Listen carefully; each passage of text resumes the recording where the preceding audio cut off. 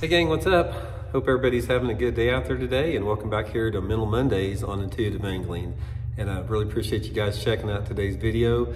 And all you guys that know what Mental Monday is about here on Intuitive Angling know it's my favorite part of doing the YouTube videos. And if you're not familiar with that, this is something we do once a week that really don't talk about fishing much in it. We sort of just talk about things that are designed to make you think a little bit, stretch your mind. So welcome everybody for tuning in this week. Today, guys, I sort of want to have a wide-ranging discussion on the topic of money and how it affects us mentally, how it affects our attitudes, and just the wide variety of experiences you have in it. Because it is, I think, without a doubt, from my point of view and from my experiences personally, and my experiences and observations with my friends and everyone around me, just in society in general. Money plays a tremendous role in our mental state of health, and our mental attitude, our mental well-being. And it's pretty complicated how it works. And I think that what I want to do in this video is I want to share with you guys some of my experiences with money and some of the experiences that I know about it to maybe help you all out if you're having a tough time with that or having a difficult time in and around that entire topic. First of all, money it's a necessary part of our society. You just simply cannot get around it. And everybody has varying degrees of attitude about money. Some people, they live in a perpetual, state of lack and sort of like a poverty mentality. And some people are on the opposite end of the spectrum where everything is just fully abundant to them and money is a non-issue. And for most people, they lie somewhere in between there. And I've had a chance to be around all different types of people, guys. I've spent a lot of time around people that have never had any money and they've been broke their entire lives on the borderline poverty. And I've also spent time with billionaires. I mean, I've fished with 2 different billionaires in my life. And so I've fished and everything in between with that. And I've seen sort of the impact that it has on their mental and emotional state, whatever that may be.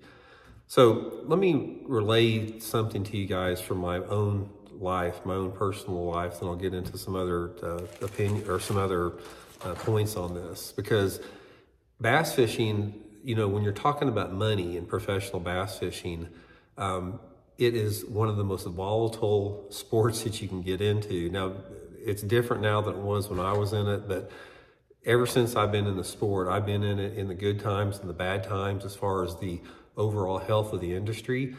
So I have experienced money from a point of view in my own life through fishing where I didn't have any money and I was just scraping to get by. And I've had other periods where I made a lot of money, where you hit windfall profits, won tournaments, had good sponsorship deals, and sort of everything in between. So I've had a chance to one of the great experiences of fishing for me has been the opportunity to experience all different aspects of money in my own life, as far as having it, not having it, being comfortable, being sort of comfortable, being not comfortable, everything in between there. And here is sort of what I can tell you in an overview of money before I get into some deeper elements of it. In my opinion, money and the quest for money and the attitude that you have about money and how hard that you work for money is if you can live comfortably and you can pay your bills where you're not stressed every month to get your bills paid, and you don't know where, and you're confident that you're not going to go the next month or next month or next month without making your mortgage payment or something like that. If you're in a stable financial situation, and what I mean by that, I don't mean by getting rich. I'm talking about if you're comfortable where you can pay your bills and just enjoy life a little bit, consider yourself very fortunate, because if you're in that position, you have a tremendous amount of stress taken off of your life by doing that. Now, if you're on the other end of the spectrum, if you live in a situation where you're constantly stressing about money and you're not really sure what the future looks like as far as a month, 2 months, or a year down the road as far as your finances, and I think a lot of people live in the state, what I'm talking about right here, that can be extremely stressful as far as your mental state of your existence here. And you can't ever discount what that stress does for you, because if you've got that situation where you have this unknown variable as far as if money is going to be there or not, based upon some controlled variables and uncontrolled variables, it can create a lot of anxiety in people's lives. And I think that probably the majority of the people in this country, I'm just talking about the United States, and I'm not talking about other countries, but I think the majority of the people in this country, I think they live sort of in a little bit of a state of uncomfortableness. And I think we've always been like that. So if you're one of those people out there that have that comfort of knowing that your bills are paid and you got some stability, consider yourself very fortunate about that. And if you're one of those people on the other end of the spectrum that has a surplus of money and you have enough money where you can invest and save and actually save money, consider yourself extremely fortunate, because that's very rare in its own sense. And one of the things about it is, like, when you are stressed out about money in your life, it goes over into every aspect of your life. It goes over into your health. It goes over into your relationship with your friends and family. It goes over into your ability to function within your job. It has everything to do with your attitude. It has to do with how good you can sleep or not, everything about it. So in an ideal situation, from my point of view, you want to sort of get to that point where you can pay your bills comfortably like that.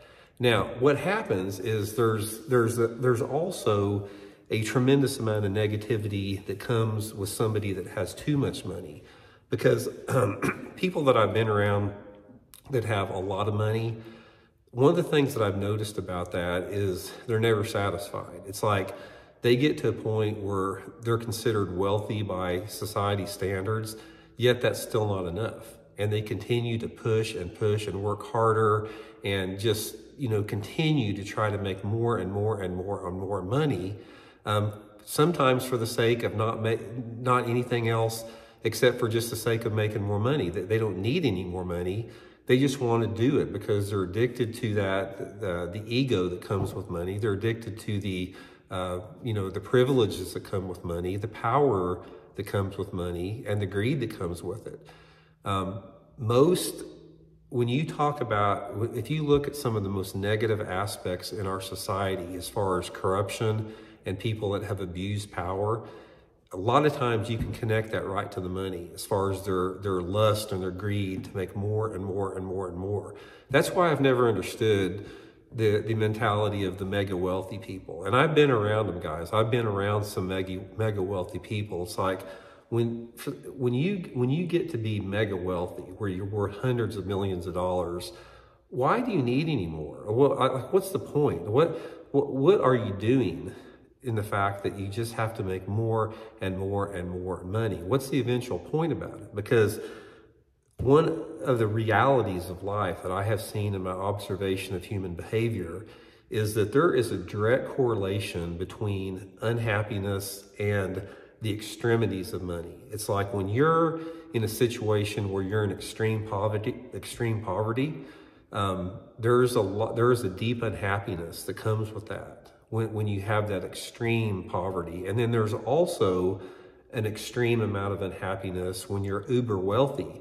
Some of the most unhappy people I have ever met in my life have got the most money. That is because once you attain that, you realize that there's a hollowness to it. Once you go past the point where you have everything, if you have a nice house and you have, all the luxuries that life can be afforded, there comes a point where you don't need any more. It's like you're not going to be any happier having 2 Lamborghinis versus 1 Lamborghini, or you're not going to be any happier having a $3 million home over a $2.5 million home.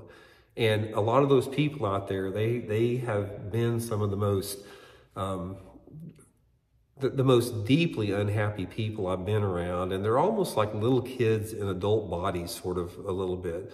They can seem brilliant on the outside, for their ability to generate income and make money. But a lot of times they have so much lack and insecurity and fear on the other hand, because ultimately, there is an element of a poverty consciousness and somebody that is constantly seeking to make more and more and more and more, simply because they think they're going to lose it out there. So there's a fine line that you sort of have to hit in there as far as, not being stressed out by not having enough money and being obsessed to the point where money drives and motivates your life and your interactions with other people.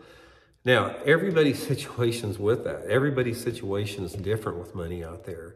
And the biggest piece of advice that I can give you is one that my dad passed along to me many, many times that I ignored because I thought I was smarter than he was, which I was not, is that everybody has to live within their means.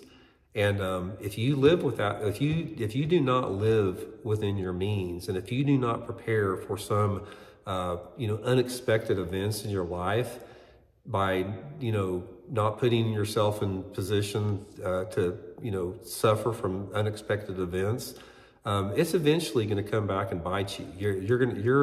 You are going to suffer in some extent. And I told this story before. There was a period in my life back in the early 2000s, or sort of early to mid 2000s, where I was making a ton of money. I was making a lot of money, winning tournaments. I had, good sponsorship deals, and it was at the top of my earning as a professional angler. And, I was buying some stuff like that, buying some trucks and a truck and, spending a little bit, not ridiculous, but not spending a lot of money, but still spending money. And my dad was always a really frugal individual. And I remember one time I can't remember, I think I had bought like some ATV, like a utility gator tractor type thing I had 75 acre place that I lived on. And I remember I got that, and Dad goes, Randy, he goes, I want to tell you something right now. He goes, you better not be pissing away your money. He goes, one of these days you're going to hit a dry spell in those tournaments and you're not going to have that money anymore. And I didn't listen to him too closely. And sure enough, in 2008, when the stock market changed, he was exactly right. I lost most everything that I had worked for my whole life when that stock market crashed, and overextended myself. And he made that point very clearly out there with me. And so I think that's one of the smartest things that anyone can do, is that just really try to live within your means out there. But the main thing, guys, is just try to position yourself and try to position your life in the fact where you're not constantly struggling as far as making money, because that can create a tremendous amount of anxiety. And don't ever get to a point in your life where money controls your life, where it's the primary focus of your life and nothing else is more important than money out there. Try to live within that happy medium, and it's going to make for a lot more happier existence. So hope it helps out, guys. We'll talk later.